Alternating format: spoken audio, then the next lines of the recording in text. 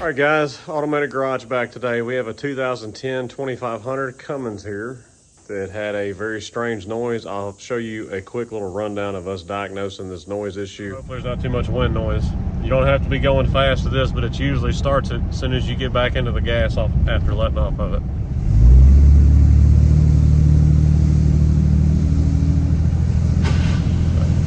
There it is right there.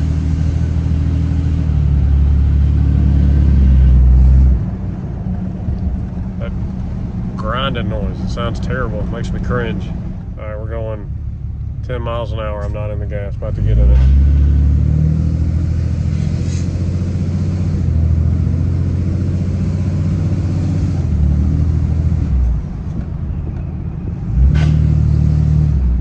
As soon as you let off every time and get back in it. There's something in that damn transfer case. Ugh.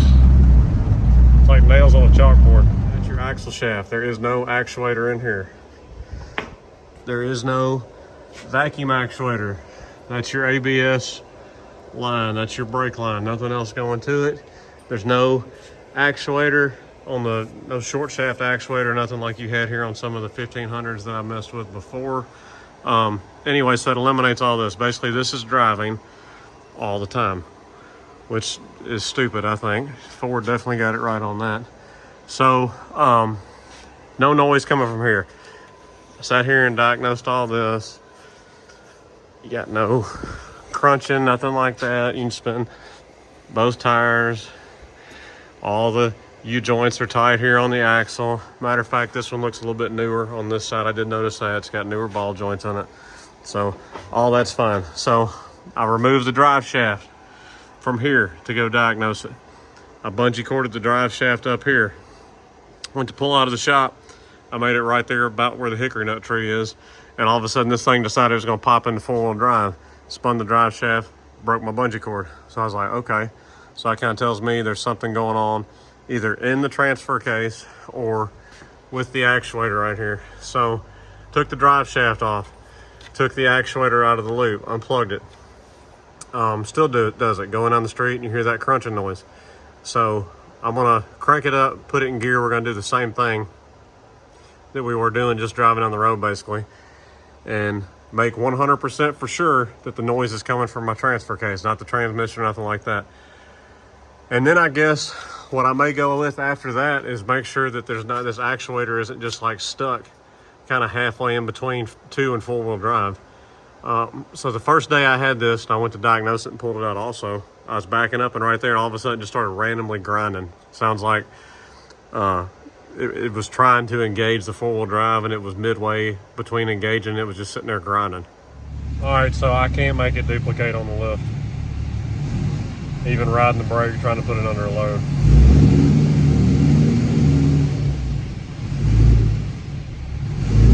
Which is disappointing. So I think what I'm going to do now, I'm going to hook the actuator back up. I'm going to put it in 4-wheel drive and drive down the road and see if it does it again. Because before, with everything hooked up, drive shaft in and everything, you could put it in 4-wheel drive and it would never do the sound. So what that's making me think then is that this thing is when you're in 2-wheel drive, it's kind of halfway in 2-wheel drive and halfway in 4-wheel drive.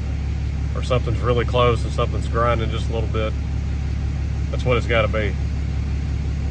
So that now I'm still undecided then. If I put it in 4-wheel drive now with the drive shaft out, it doesn't do it. Does that mean it's the actuator? Or is there something internal on the transfer case? Because the actuator is like $200 my price. I don't really want to guess at that and charge him $200 for a part and put it on there and have it do the same thing. And I don't know that you can take the actuator out and run it with it. If I can take the actuator off and run it with the actuator out and it doesn't do it, then that would tell me it's something with the actuator and it's not clocked right, or something's gotten out of whack on the actuator or something like that. Anyways, just talking through this with y'all, trying to figure this out. I hate the idea of throwing parts at anybody's vehicle. I want to diagnose it and know for sure before I ever buy a part. So I guess let me try that. We'll go from there. All right, I've driven about 3 miles with the four-wheel drive engaged, which is not really engaged when you think about it. No drive shaft in, so we're not driving on hard pavement with it engaged or nothing. I can let in and out of the throttle, get no grinding noise or anything. Come to a complete stop here.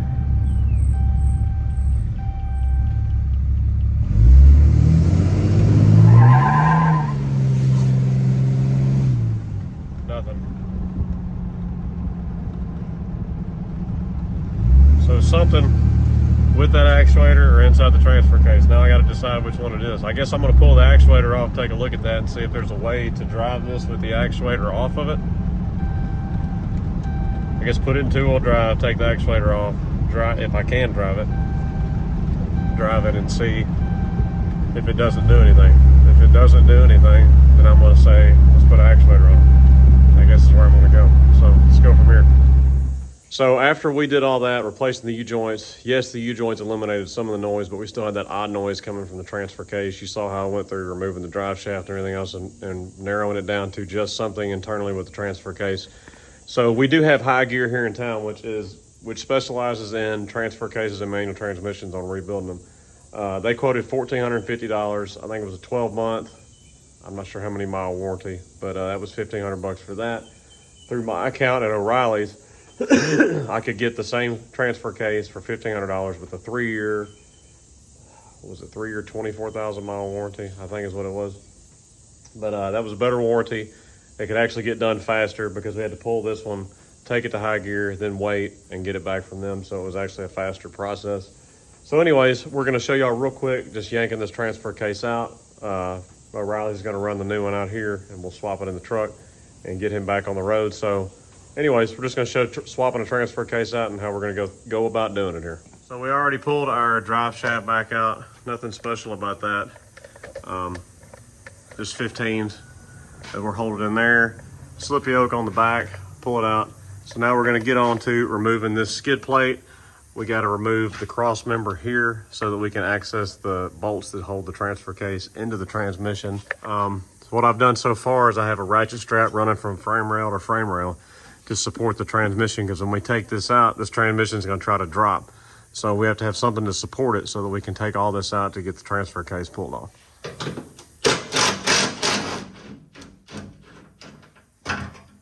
These are 13 millimeters on this skid plate.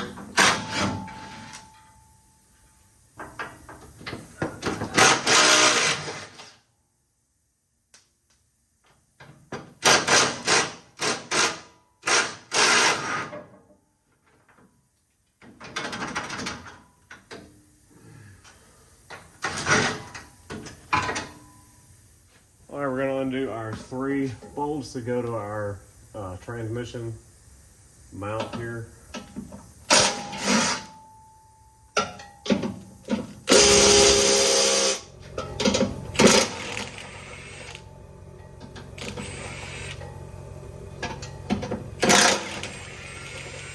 All right, while we're ahead, we're gonna go on and get our transfer case draining here. So I can drain while we undo some more stuff. All right, so something else I did was I went on and got my harness all off this cross member. I unplugged my transfer case actuator right up here. It's just one plug. I'm actually gonna go on and unbolt this actuator and get it out of the way so that we don't mess it up, because we gotta reuse it with the new transfer case. Which those are 10 millimeters. I'll get y'all over here and get you a shot of that. All right, transfer case actuator, 10 millimeter bolts.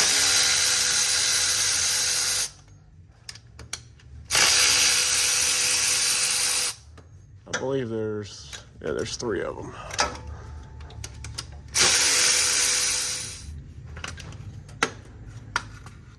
All right, we're gonna undo our cross member now. The 18 millimeter head, 21 millimeter nut.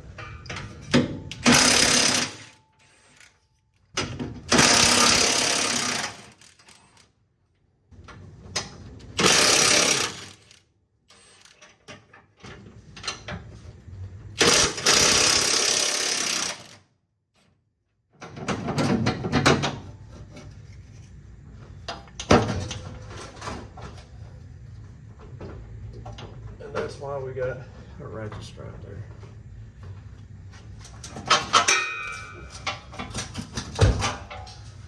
All right, we're gonna undo our 4 transmission mount bolts.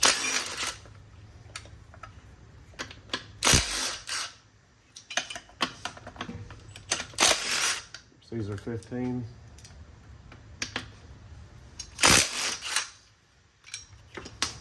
All right, so what we're working on now are these. They're all 14 millimeters, and there is 1, 2, 3, 4, 5, 6. I think there's 7. So the way I'm approaching this is we're gonna get all of the ones on the top that are hard to undo, and we're gonna leave 2 or 1 in each side, and then we're gonna let this thing down on the lift, and we're gonna use our transmission jack to bolt onto this and get it off, because I'm not manhandling this up in the air. So I'm gonna get these undone, and what I'm using is my 14 millimeter gear wrench, ratchet wrench, because you have plenty of room to get in here and get to all of them. Break all those loose. These aren't super tight. I have a feeling this has already been done once before. So yeah, let me bust all these loose, and then we'll get it on the jack stand, transmission jack, and get this off. I'm gonna leave 1 on each side and the 1 in the very bottom. That ought to be enough to hold it just fine, and let it down. So here's the combination I'm using for this side on the top. This is my Snap-on MV71 1/4-inch drive. It's probably, I don't know, 4 inches long, with a 14 millimeter socket. Now I did break it loose with my 3/8. You just don't have much of a stroke with it. But now I can get this one up here and go on and work it loose with a little more room to work with. All right, so the only thing I forgot to mention, and I probably could have done this earlier, is we got to undo our vent line right here before we get down to the nitty gritty here. Got our transmission jack on here. We got it chained down to it. So now we're gonna undo the 3 bolts that we left mating this up there, and then we'll be ready to slide it back, get off underneath the truck.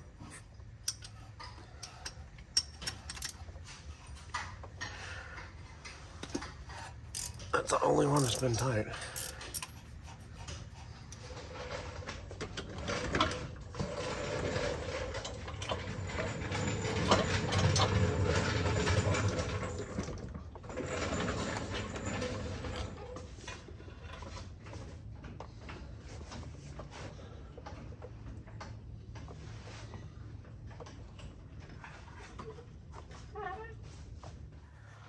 So I got to messing around with this because I want to hear the exact noise that this was making in the truck that I had a lot of trouble duplicating. I could only do driving down the road.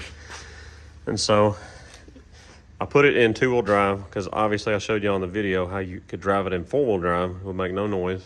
So I clicked it back in 2-wheel drive, and the shaft right here, see, if y'all can see that, I can walk this shaft back and forth like a 1/2 inch. And when you do that, I gotta make it slide back. It's hard for me to grab it. Hold this for a second. There it is. So when that shaft's like not pushed all the way in, that's the noise we were getting.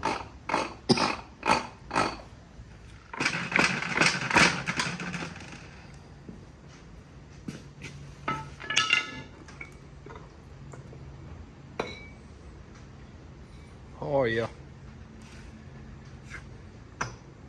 But I guarantee you that's not supposed to do that.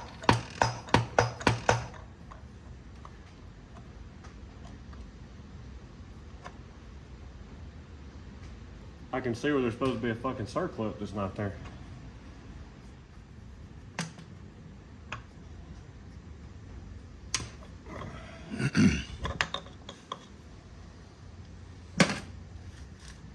Hey, look, it's supposed to be, there's a groove right there. It sure looks like there's supposed to be a clip. But if there was, where did it go? So it makes the noise when it walks in, right there. If it stays out here, it doesn't make the noise.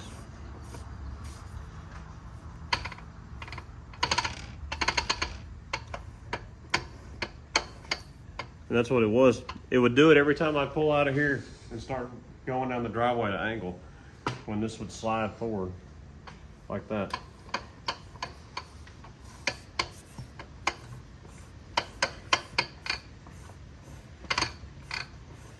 It's just because this was walking. We got our new transfer case ready to go back in the Cummins here. I'm gonna double check, make sure I got everything, if anything needs to be cleaned or anything underneath here, ready. And it doesn't look like I have anything. I have a new gasket that came with it that goes on the back of the transmission here. So we'll use the gasket instead of gooping it all up with the silicone. Yeah, so we're gonna roll it underneath here, get it thrown in. I gotta get some oil on the way here. You know, Riley's bring me some oil. And then, yeah, just reassembling everything back together and we'll have them going. So let me turn y'all around and we'll get busy.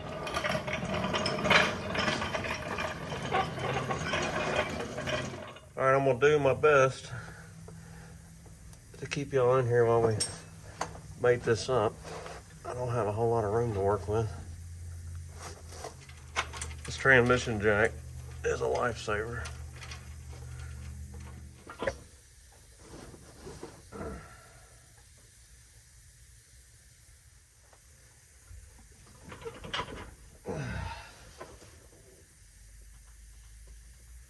All right, we put our nuts on now.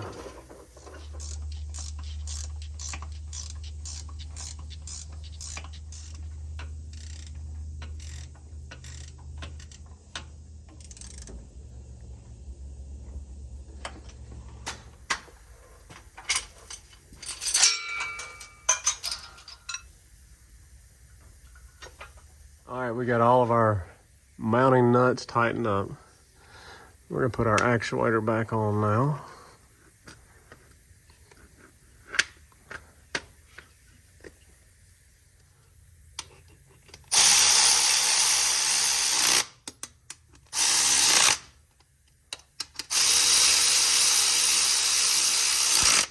Everything else, put the vent line back on up here.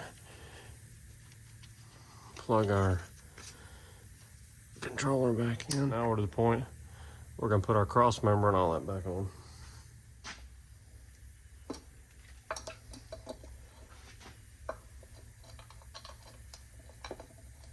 These were the 15 millimeters. We're gonna get all these in, tighten them up.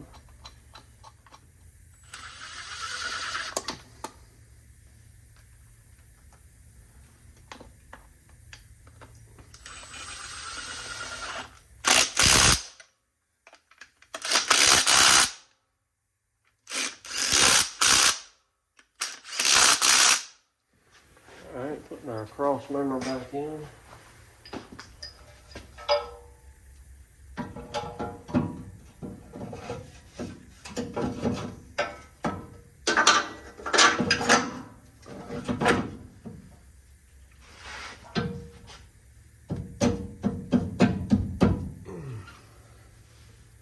Alright, so we're just using our floor jack and one of my high lift stands. There we go.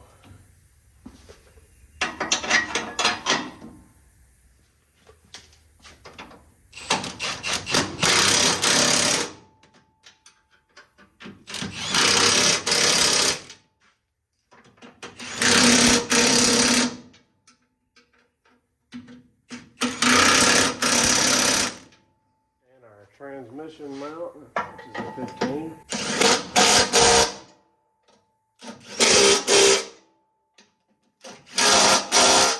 Now, all we gotta do is put in our front and rear drive shaft and throw our skid plate back on, and we'll be good to try it out.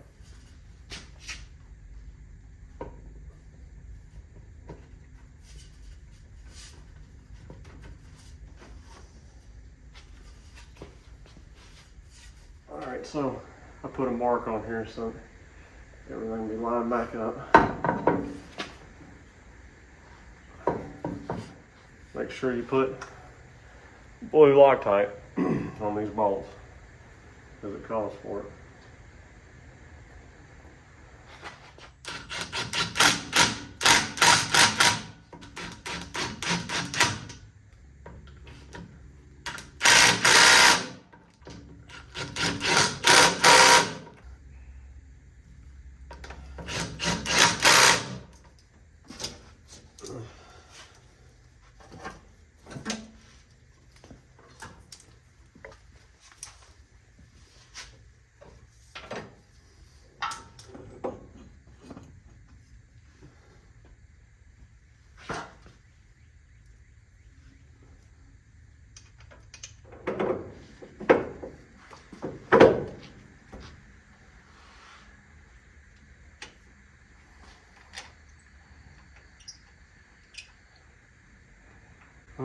pump that star drives was a good idea on that.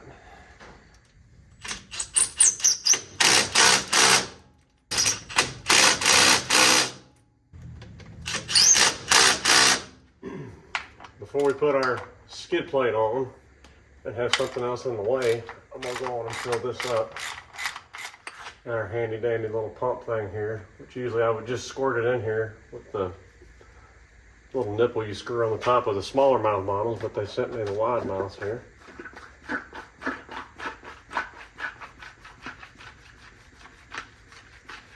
Is this really not gonna work?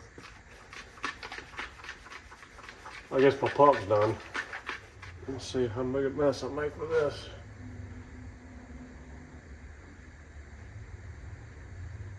Damn it to hell. I love making a mess.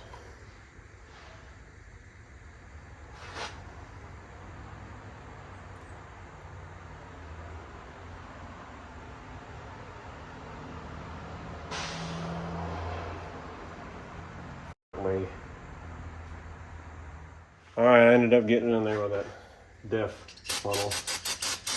Not before I made a mess. Let's put the skid plate on and go give it a whirl.